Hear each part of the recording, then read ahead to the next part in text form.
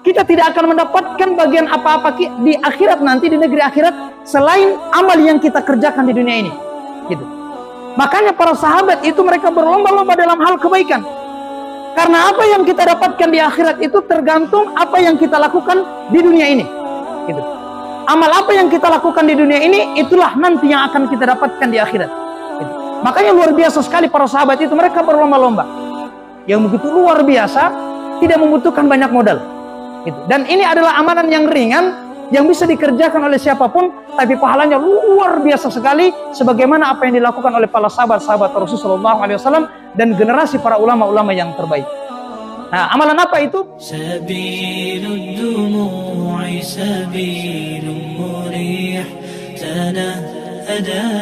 Para hadirin sekalian, dengan umur yang sangat amat singkat ini, apakah ada cara agar kemudian kita dapat memiliki amal yang sebanyak-banyaknya? Nah, umur kita ini sedikit sekali, sebentar saja kita. Apakah ada cara agar kita dapat memiliki amal yang sebanyak-banyaknya, walaupun umur kita pendek, tapi amal kita itu selama-lama-lamanya? Gitu. Kita terus mendapatkan pahala. Apakah ada amalan seperti itu? Nah, di sini. Bahkan amal itu dapat jauh melampaui umur kita. Walaupun umur kita hanya 60 tahun, 70 tahun, tetapi amal itu terus mengalir tiada henti-hentinya. Ternyata ada amalan. Walaupun kita telah meninggal dunia dengan umur yang sangat singkat ini, tapi kita bisa memperoleh pahala yang luar biasa. Allah Subhanahu wa taala berfirman dalam Quran surah Yasin, surah yang sering kita baca di malam Jumat. Gitu. Allah Subhanahu wa taala berfirman, "Inna nahnu nuhyil mauta wa naktubu ma qaddamu wa atharahum wa kulla syai'in ahsaynahu fi imamin mubin." Allah berfirman, sesungguhnya kamilah yang menghidupkan orang-orang yang mati, dan kami menuliskan apa-apa yang telah mereka kerjakan dan bekas-bekas yang mereka tinggalkan, dan segala sesuatunya kami kumpulkan di kitab yang jelas, Lauhul Mahfuz. Dari sini kita dapat mengambil pelajaran, oh ternyata kalau orang sudah meninggal dunia, pertama Allah pasti akan hidupkan dia kembali. Akan hidupkan kembali. Sebuah kepastian itu. Kan kembali orang-orang yang telah meninggal dunia untuk apa? Untuk kemudian mempertanggungjawabkan selama hidupnya di dunia. Dibentuk kembali ketika datang Yaumul Ba'ats. Kita dibangkitkan melalui ajbud dzanab. Apa itu? Melalui tulang ekor kita. Diciptakan sebagaimana pertama kali kita diciptakan saat ini. Digiring di padang mahsyar. Selanjutnya dijelaskan di sini, dan kami pun juga menuliskan apa-apa yang mereka kerjakan. Itu. Di sini menggunakan lagi lafaz ma qaddama. Ma qaddamu itu adalah lafaz yang umum. Maksudnya ma qaddamu di sini adalah segala aktivitas yang kita kerjakan. Ma qaddamu itu adalah lafaz umum. Segala perbuatan yang kita kerjakan, baik amalan kebaikan maupun amalan keburukan, ada malaikat raqib dan atid yang senantiasa mencatat apa saja yang kita kerjakan. Itu maknanya ma qaddamu. Ada malaikat yang mencatat setiap apa saja yang kita kerjakan. Itu. Selanjutnya, ini wa atharahum, dan kami pun juga mencatat bekas-bekas yang kalian tinggalkan. Coba bayangkan para hadirin sekalian, sekiranya ayat ini hanya sampai wa naktubu ma qaddamu, kamilah yang mencatat apa-apa saja yang kalian kerjakan selama kalian hidup di dunia, maka pasti kita akan merugi. Mengapa? Karena kalau kita sudah meninggal dunia, maka selesai semuanya. Gitu. Tidak ada lagi dosa yang akan kalau dosa tidak jadi masalah, tidak ada lagi pahala yang akan dicatat. Seandainya ayat ini hanya sampai ma qaddamu, tetapi Masya Allah, Allah Subhanahu wa taala lanjutkan wa atharahum, dan kami pun juga mencatat setiap bekas-bekas yang kalian tinggalkan. Dari sini kita bisa pahami, ternyata kalau orang sudah meninggal dunia itu, maka ada amalan-amalannya yang akan terus dicatat oleh malaikat walaupun dia sudah meninggal dunia. Apa itu? Namanya athar. Athar itu bekas. Gitu ya. Wa atharahum. Nabi SAW bersabda, "Idza matal insanu inqata anhu amaluhu illa min thalathatin." Apabila seorang manusia, ini yang dimaksud dengan athar, jejak yang akan terus mengalir. Apabila seorang manusia meninggal, maka putuslah amalnya kecuali 3 perkara. Pertama adalah sedekatun jariyah. Gitu ya. Sedekah jariyah. Kita punya uang, gitu ya. Kita punya uang, misalkan saat ini Masjid Khairul Ummah sementara dibangun, kita menyumbang 100.000, 200.000, maka selama Masjid Khairul Ummah itu digunakan beribadah kepada Allah, maka selama itu pula kita akan terus mendapatkan pahala yang tiada henti-hentinya. Itu namanya sedekatun jariyah.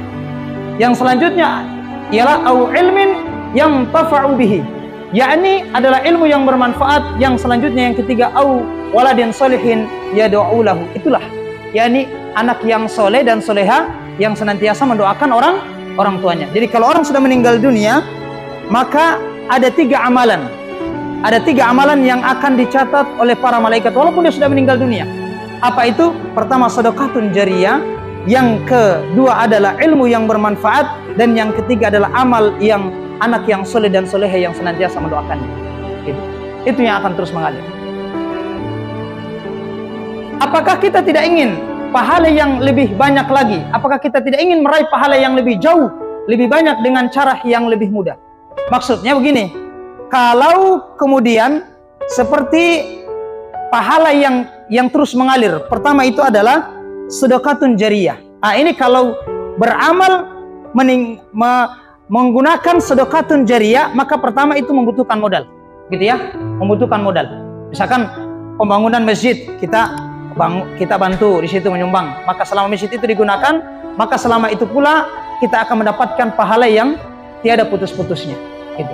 Makanya luar biasa apa yang didapatkan oleh Abu Bakar Asy-Siddiq radhiyallahu anhu. Jadi suatu ketika malaikat Jibril turun kepada Nabi SAW dan malaikat Jibril bertanya, ya Muhammad, apa yang terjadi kepada Abu Bakar itu? Karena suatu ketika Abu Bakar pakaiannya itu dalam keadaan kusut dan sudah tidak layak lagi untuk dipakai. Gitu. Tidak layak lagi untuk dipakai. Maka Rasul menyampaikan, ya Jibril, sesungguhnya Abu Bakar Asy-Siddiq itu telah menginfakkan hartanya seluruhnya jauh sebelum kaum muslimin hijrah ke Madinah. Maka kemudian malaikat Jibril bertanya kepada Rasulullah SAW, coba tanya Abu Bakar, apakah dia ridho dengan apa yang dilakukan oleh Abu Bakar itu? Maka kemudian Rasul ditanya oleh Abu Bakar, ya Abu Bakar, engkau telah infakkan seluruh hartamu, sedekahkan seluruh hartamu untuk kaum muslimin, apakah kamu ridho ya Abu Bakar? Kemudian Abu Bakar itu menangis terseduh-seduh dan menyampaikan kepada Rasulullah SAW, ya Muhammad, ya Rasulullah, tidaklah aku lakukan itu kecuali semata-mata untuk mengharapkan ridho Allah Subhanahu Wa Taala. Itu luar biasa sekali. Sedekahnya Abu Bakar Asy-Siddiq. Coba bayangkan, Abu Bakar Asy-Siddiq itu dia bebaskan saja Bilal bin Rabah 9 uqiyah emas. 9 uqiyah itu setara dengan 270 juta. Gitu. Setara dengan sekitar ya 270 juta lah. Paling rendahnya. Kemudian Rasul menyampaikan kepada malaikat Jibril, ya Jibril, sesungguhnya Abu Bakar itu ridho terhadap apa yang dilakukannya. Dia sudah infakkan seluruh hartanya, dia sudah sedekahkan seluruh hartanya. Maka kemudian malaikat Jibril menyampaikan kepada Rasul, ya Muhammad, sampaikan kepada Abu Bakar, sesungguhnya Allah dan malaikat Jibril menitip salam kepada Abu Bakar dan katakan kepadanya, sesungguhnya Allah telah membangunkan baginya satu istana di surga. Gitu. Maksudnya adalah kita tidak akan mendapatkan bagian apa-apa di akhirat nanti, di negeri akhirat, selain amal yang kita kerjakan di dunia ini. Gitu. Makanya para sahabat itu mereka berlomba-lomba dalam hal kebaikan. Karena apa yang kita dapatkan di akhirat itu tergantung apa yang kita lakukan di dunia ini. Gitu. Amal apa yang kita lakukan di dunia ini, itulah nanti yang akan kita dapatkan di akhirat. Gitu. Makanya luar biasa sekali para sahabat itu, mereka berlomba-lomba. Amal apa yang kita lakukan di dunia ini, itulah nanti kita akan mendapatkan bagian kita di akhirat. Dan salah satunya adalah sedekatun jariyah. Selanjutnya adalah amal ya anak yang soleh dan soleha. Anak yang soleh dan soleha, walaupun ini adalah salah satu amalan yang akan terus mengalirkan pahala, tapi sifatnya dia terbatas umurnya. Apalagi kalau anak hanya berapa orang. Maka tentunya dari sini kita harus berupaya. Umur yang sangat pendek ini, umur yang sangat singkat ini, bagaimana caranya kemudian kita mendapatkan pahala yang luar biasa, pahalanya begitu besar di sisi Allah, balasannya di sisi Allah begitu besar, tanpa membutuhkan banyak modal. Yang begitu luar biasa, tidak membutuhkan banyak modal. Dan ini adalah amalan yang ringan, yang bisa dikerjakan oleh siapapun, tapi pahalanya luar biasa sekali, sebagaimana apa yang dilakukan oleh para sahabat-sahabat Rasulullah SAW dan generasi para ulama-ulama yang terbaik. Nah, amalan apa itu? Rasulullah SAW bersabda, "Man da'a ila hudan kana lahu minal ajri mithlu ujuri man tabi'ahu la yanqusu dzalika min ujurihum syai'an wa man da'a ila dhalalatin kana alaihi minal itsmi mithlu athami man tabi'ahu la yanqusu dzalika min athamihim syai'an." Barang siapa yang mengajak pada petunjuk, maka baginya adalah pahala orang yang mengikuti ajakannya itu. Ternyata ada amalan yang bisa dilakukan oleh siapapun walaupun tidak ada modalnya dan tidak membutuhkan banyak modal, dan bisa dilakukan oleh siapa saja. Apa itu? Kata Rasulullah SAW dalam hadis riwayat Imam Muslim, yakni sesiapa saja seorang mukmin yang mengajak kepada kebaikan, maka dia akan mendapatkan kebaikan sebagaimana yang dilakukan oleh saudaranya. Maka selama kebaikan-kebaikan yang dilakukan oleh orang yang kita ajak itu, selama itu pula kita akan terus mendapatkan pahala tanpa mengurangi sedikit pun pahala kebaikan yang dilakukan oleh saudara kita itu. Itu luar biasanya, mengajak seorang hamba pada kebaikan. Samalah seperti saya ini. Dulu waktu SMA diajak oleh guru bahasa Arab saya, Ustadz Abdul Halim, diajak untuk ikut kajian. Ya, acara-acara seperti ini. Saya tolak. Pokoknya dikejar-kejar terus, gitu. Dikejar-kejar terus, hadir pengajian itu pun tidur. Gitu ya. Diajak, Masya Allah. Maka selama kebaikan-kebaikan yang saya lakukan, maka selama itu pula orang yang mengajak saya pada kebaikan, dia akan terus mendapatkan pahala walaupun sementara tidur-tidur di rumah. Gitu. Padahal hanya mengajak saja kepada kebaikan. Mengajak pada kebaikan, ayo. Kan ada juga tipe orang yang tidak bisa dakwah, ajak saja, ayo pergi sama ustadzku. Ayo kita ini sampai seterusnya. Hanya mengajak saja. Gitu. Hanya mengajak saja. Kenapa? Karena kalau kita berhasil mengajak saudara kita pada kebaikan, maka selama kebaikan yang dia lakukan itu mulai dari sholatnya, mengajinya, sedekahnya, dia sedekah saja kita dapat pahala. Gitu. Kenapa? Karena dia terinspirasi bersedekah itu kan melalui kita. Gitu. Melalui kita, dia tersadar, pikirannya tersadar, hatinya tergugah, perasaannya, dia tahu keutamaan bersedekah itu. Terdorong dirinya untuk bersedekah. Maka ketika dia bersedekah secara otomatis kita pun juga mendapatkan pahala. Maka ketika kemudian ada aktivitas dakwah yang kita lakukan, yakni mengajak seseorang dalam hal kebaikan. Samalah kebalikannya. Kalau seseorang mengajak pada keburukan, walaupun dia sudah meninggal dunia, gitu ya. Selama dia meninggal, walaupun dia sudah meninggal dunia, tapi keburukan itu tetap kemudian dilakukan oleh murid-muridnya. Misalkan mengajarkan santet, gitu ya, ilmu perdukunan, apalagi misalkan kita berteman, di luar sana sajalah, dia ajak temannya pergi di tempat hiburan malam, gitu ya, pergi tempat hiburan malam, dia rasakan itu, dia melakukan maksiat, dan temannya ini yang merasakan kemaksiatan, dia ajak lagi temannya, karena dia ketagihan, ajak lagi temannya. Maka walaupun yang mengajak ini sudah meninggal dunia, maka dia akan terus mendapatkan kiriman dosa tanpa mengurangi sedikit pun dosa orang-orang yang pernah dia ajak itu. Kuntum khaira ummatin ukhrijat linnas ta'muruna bil ma'ruf wa tanhauna 'anil munkar wa tu'minuna billah. Kamu adalah umat yang terbaik yang dilahirkan untuk manusia, menyuruh kepada yang ma'ruf dan mencegah dari yang mungkar, dan beriman kepada Allah Subhanahu wa taala. Masya Allah, ternyata aktivitas dakwah ini, kalau kemudian kita mengajak saudara kita dalam hal kebaikan, kita mendapat predikat di sisi Allah Subhanahu wa taala sebagai umat yang terbaik. Amalan itu tiada lain adalah amar ma'ruf nahi mungkar. Masya Allah, ini kalau kita melaksanakan aktivitas dakwah dan banyak orang-orang yang mengikuti ajakan kita, maka kita akan terus mendapatkan pahala yang tiada henti-hentinya. Apakah kita tidak ingin pahala yang lebih banyak lagi? Apakah kita tidak ingin catatan pahala kita itu menjadi semakin banyak lagi? Bagaimana cara meraih pahala investasi yang lebih banyak lagi? Maka kita pakai ilmunya MLM. Ada yang pernah ikut MLM di sini? Ya sudah usah angkat tangan lah. Gitu. Masya Allah. Walaupun MLM itu haram, gitu ya, tapi ada satu ilmunya yang harus kemudian yang bisa kita tiru. Apa itu? MLM sistemnya itu sistem downline, gitu ya. Ketika banyak orang yang diajak 5 orang mengajak lagi yang lainnya, maka omsetnya itu akan semakin besar yang dia dapatkan.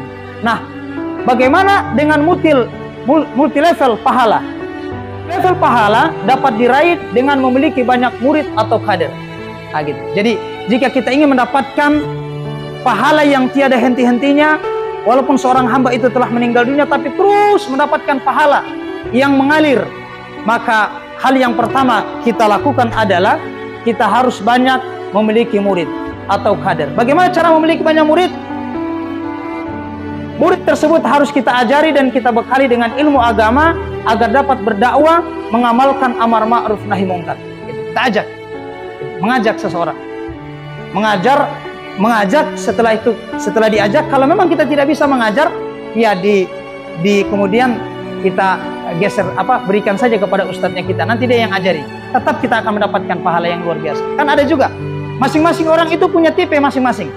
Ada orang yang bisa berceramah, mengajarkan ilmunya, gitu. Tidak bisa mengajak orang. Tapi ada orang yang tidak bisa berbicara, tapi karena pergaulan sosialnya bagus, gitu ya, dia bisa mengajak temannya yang lainnya. Pernah, ini kejadian misalkan seperti saya punya teman itu kalau bicara pokoknya diam saja, tidak banyak bicara.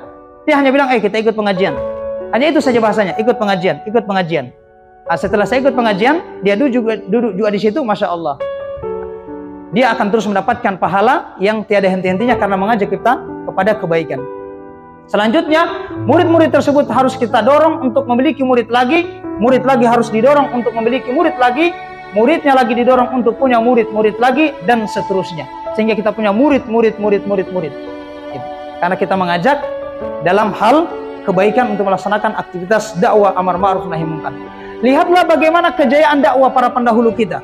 Misalkan di tanah Jawa ada puluhan juta umat Islam, maka berapa pahala yang didapatkan oleh para ulama terdahulu ketika mereka mendakwakan Islam di negeri Jazirah Nusantara ini. Misalkan seperti Wali Songo. Wali Songo itu, misalkan di antara umat Islam di tanah Jawa itu ada sekitar 100 juta yang masuk Islam, dan setiap kali mereka melaksanakan sholat, maka Wali Songo pun juga akan langsung mendapatkan pahala setiap amal-amal kebaikan yang mereka kerjakan. Lantas kemudian bagaimana dengan kita? Mungkinkah kita bisa mengikuti jejak mereka? Mungkinkah kita bisa mengikuti jejak mereka? Insya Allah, asalkan kita mau serius dalam menuntut ilmu agama. Ini, gitu ya. Syarat utamanya harus serius dulu menuntut ilmu agama. Karena ilmu itu tidak akan didapatkan kalau bersantai-santai. Harus serius menuntut ilmu agama. Gitu. Menuntut ilmu agama, kemudian serius dalam berdakwah. Gitu. Setelah menuntut ilmu agama serius, kemudian kita melaksanakan dakwah amar ma'ruf nahi munkar. Selanjutnya serius juga dalam mencetak murid atau kader, sehingga dapat terwujud MLP atau multi level pahala. Apakah itu sudah cukup? Sekali lagi, jika kita sudah banyak melakukan amar ma'ruf nahi munkar, kita juga sudah banyak memiliki multi level pahala, apakah itu masih kurang banyak? Maka tentunya kita harus berupaya sekuat tenaga agar pahala yang kita dapatkan di sisi Allah Subhanahu wa taala lebih besar lagi. Ternyata ada lagi yang lebih besar. Apakah masih ada amalan amar ma'ruf nahi munkar yang nilainya lebih besar lagi? Ini sebagai contoh. Sebagai contoh ini. Jika hari ini saya ingin bertanya pada peserta, jika hari ini ada orang yang tidak sholat, itu kemungkaran besar atau kemungkaran kecil? Kemungkaran besar ya. Jika hari ini ada orang yang berzina, itu kemungkaran besar atau kemungkaran kecil? Kemungkaran besar. Jika ada orang yang mengambil riba, kemungkaran besar atau kemungkaran kecil? Jika ada orang yang membunuh, kemungkaran besar atau kemungkaran kecil? Kemungkaran besar. Ternyata jawabannya itu salah. Gitu ya, salah. Itu masih kemungkaran kecil. Dalam tanda kutip ya. Kemungkaran apa yang paling besar? Yakni kemungkaran yang dapat menyebabkan seluruh rakyat dengan sukarela maupun terpaksa mereka melakukan kemungkaran. Apa itu? Yakni kemungkaran yang bersumber dari penguasa. Itulah kemungkaran yang besar. Saya berikan contoh ini. Saya berikan contoh. Kenapa kemungkaran yang paling besar itu adalah kemungkaran yang dilakukan oleh penguasa? Saya berikan contoh. Hukum melaksanakan sholat di negeri kita, hukumnya wajib atau mubah? Kita sholat 5 waktu, sholat maghrib misalkan, hukumnya wajib atau mubah? Wajib. Itu adalah sholat wajib. Bahkan Rasulullah SAW, kalau ada sahabat yang tidak melaksanakan sholat, gitu ya, jangankan dia tidak melaksanakan sholat, di masjid saja ini dia tidak hadir tanpa uzur yang syar'i, maka diancam rumahnya itu akan dibakar. Gitu. Tetapi hari ini coba kita lihat, ketika kemudian sebuah negara itu yang menerapkan sistem sekuler dan disahkan oleh penguasanya, menganggap bahwa sholat itu kalau dianggap bukan perkara yang wajib. Kalau perkara yang wajib itu kan sesuatu kalau tidak dilakukan akan diberikan sanksi. Gitu. Ketika dianggap sebagai sesuatu hal yang biasa-biasa saja, sesuatu hal yang mubah, maka hari ini kita lihat, walaupun banyak hari ini kaum muslimin yang tidak melaksanakan sholat itu tidak diberikan sanksi apa-apa. Kenapa? Karena dianggap bahwa hukum orang yang melaksanakan ibadah sholat itu bukan dianggap sebagai perkara yang wajib. Gitu. Dalam hukum positif, tapi dianggap sebagai perkara yang mubah. Mubah itu boleh, itu maksudnya dia boleh kerjakan. Kalau dia kerjakan mendapat pahala, kalau tidak dikerjakan tidak akan disanksi oleh negara. Gitu. Diserahkan kepada masing-masing individu. Samalah seperti begini. Kalau ada seorang wanita yang naik motor, pas dia naik motor, satunya memakai helm, gitu. Tapi pakaiannya ini, yang ke bawah semakin ke atas. Maksudnya pakaian seksi. Ada seorang wanita muslimah, dia tutup auratnya, dia pakai kerudung ini. Dia bawa motor. Pas lewat di hadapan polisi, di depan pos, kira-kira siapa yang ditilang? Hah? Yang pakai kerudung. Kenapa ditilang yang pakai kerudung? Karena lebih wajib memakai helm daripada pakai kerudung. Walaupun yang pakai helm itu dia keluar pakai tali-tali satu atau setengah tali lah gitu. Pokoknya walaupun pakaiannya yang semakin ke atas, yang di bawah semakin ke atas semakin ke bawah. Tapi kalau dia memakai helm tidak akan ditilang. Gitu. Karena lebih wajib memakai helm daripada menutup aurat. Gitu. Sama seperti minuman khamar. Minuman khamar itu kan jelas hukumnya di dalam Al-Quran. Gitu ya. Jelas hukumnya dalam Al-Quran adalah haram. Tapi ketika penguasa itu melegalkan, membuat undang-undang, melegalkan, mensahkan minuman khamar bahwa boleh dijual ke sana kemari selama memiliki izin, maka selama itu pula kemudian walaupun perbuatan buruk yang diharamkan Allah bisa dianggap boleh di tengah-tengah masyarakat. Jadi kemungkaran yang paling besar adalah kemungkaran yang dilakukan oleh penguasa. Gitu. Makanya para ulama mereka jelaskan, penguasa itu kalau dia melakukan keburukan, gitu. Kalau kita yang melakukan kemungkaran misalkan, keburukan, maka keburukan itu akan kembali kepada diri kita. Gitu. Akan kembali kepada diri kita. Tapi ingat, kalau penguasa yang salah membuat aturan, yang melegalkan sesuatu, yang membuat satu kebijakan, maka yang sengsara bukan hanya penguasa itu, tetapi dia akan menyeret seluruh masyarakatnya yang ada di bawah. Gitu. Kenapa? Karena ketika dia membuat sebuah aturan yang melanggar hukum syariat, maka dia akan memaksa, baik terpaksa maupun sukarela, masyarakatnya akan melakukan kemaksiatan. Gitu. Contoh, misalkan kalau hukum menutup aurat itu tidak wajib, maka hari ini seseorang secara terang-teranganlah mengumbar auratnya. Kita kan kadang-kadang ingin menjaga pandangan kita. Baru kita keluar dari rumah, astagfirullahaladzim. Gitu. Lihat ke samping, begitu juga. Gitu. Kenapa bisa seperti itu? Karena kondisi kita, kondisi negeri yang sangat kita cintai ini, sebagaimana dijelaskan oleh pemateri pertama tadi, tidak menerapkan syariat Islam secara totalitas. Salah membuat aturan, salah membuat keputusan, salah mengeluarkan kebijakan, maka dia akan memaksa rakyatnya baik terpaksa ataupun sukarela melanggar hukum-hukum Allah Subhanahu wa taala. Nah, gitu. Dan inilah kemungkaran yang terbesar. Amar ma'ruf nahi munkar yang paling besar adalah yang membuat seluruh rakyat melakukan kemakrufan. Nah, ini sebaliknya. Kalau kita ingin mendapatkan pahala yang sangat besar sekali di sisi Allah Subhanahu wa taala, satu kebaikan, satu dakwah yang kita kerjakan tapi pahalanya luar biasa di sisi Allah Subhanahu wa taala, apa itu? Yang bisa mencegah seluruh rakyat melakukan kemungkaran. Makanya Rasulullah SAW sampaikan, Al-Madinatu kalkir tanfi khabatiyah wa yang sitaibiyah, bahwa Madinah itu seperti tungku besi. Seperti tungku besi yang bisa membersihkan kotoran apapun yang masuk di dalamnya. Maksudnya di zaman Rasul, karena syariat Islam diterapkan, walaupun ada orang yang ahlu maksiat, kalau dia masuk ke Madinah, insya Allah keluarnya jadi ulama. Insya Allah keluarnya menjadi orang yang soleh.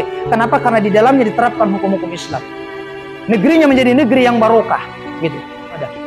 Ternyata ada pahala yang bisa menyamai seorang hamba seperti apa yang dilakukan oleh Hamzah bin Abdul Muttalib, yakni siapa saja di antara umat Nabi Muhammad SAW yang melaksanakan dakwah amar ma'ruf nahi munkar, dan sungguh dakwah amar ma'ruf nahi munkar yang pahalanya luar biasa, sebagaimana pahala yang didapatkan oleh Hamzah bin Abdul Muttalib, yakni seorang hamba yang berdakwah mengoreksi penguasa, muhasabah lil hukam, agar kemudian penguasa itu menjalankan syariat Islam secara totalitas di tengah-tengah kehidupan kita. Nah, gitu. Jika penguasa mau mengatur negaranya dengan syariat Islam, akan kita beri nama apa peradaban negara tersebut? Setujukah jika peradaban negara tersebut diberi nama dengan peradaban atau negara khilafah? Setuju? Amalan dakwah yang nilainya paling besar dan paling agung itu tiada lain adalah amalan dakwah untuk menegakkan peradaban Islam, yakni khilafah. Apakah itu sudah cukup? Apakah amalan dakwah itu nilainya sudah paling tinggi?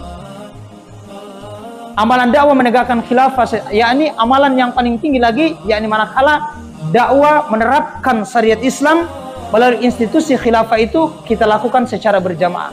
Karena ini adalah perintah Allah Subhanahu wa taala, dan hendaklah ada di antara kamu segolongan umat yang menyuruh kepada kebajikan, menyuruh kepada yang ma'ruf dan mencegah dari yang mungkar. Mereka itulah orang-orang yang beruntung. Quran surah Ali Imran. Apakah itu sudah cukup? Apakah amalan dakwah menegakkan khilafah secara berjamaah merupakan amal dakwah amar ma'ruf nahi munkar yang begitu luar biasa pahalanya? Maka kalau ingin kita dapatkan pahala yang lebih besar lagi, yakni digabungkan dengan multi level pahala untuk menghasilkan kader pejuang peradaban Islam yakni khilafah sebanyak-banyaknya yang siap berjuang secara berjamaah. Maka inilah amalan dakwah yang paling tinggi di sisi Allah Subhanahu wa taala, sampai kemudian kita setara mendapatkan kedudukan di sisi Allah seperti Sayyidus Syuhada, seperti pemimpin para syuhada, seperti Hamzah bin Abdul Muthalib, yakni melalui dakwah amar ma'ruf nahi munkar, mengoreksi penguasa itu agar menerapkan syariat Islam, dan negara yang menerapkan syariat Islam secara totalitas itulah negara khilafah. Dan sungguh peradaban khilafah, dakwah secara hanya bisa kemudian tegak manakala kita melaksanakan aktivitas dakwah secara berjamaah.